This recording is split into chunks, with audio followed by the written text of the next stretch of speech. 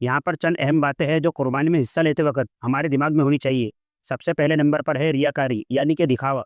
दिखावा नहीं होना चाहिए। कुर्बानी सिर्फ अल्लाह के लिए होने चाहिए। इसमें नुमाइश, फ़ख्र और दिखावा का दखल अंदाज बिल्कुल नहीं होना चाहिए। लोग क्या कहेंगे, जानवर बड़ा लिया है, या नीयत आपके कुर्बानी को बर्बाद कर सकती है।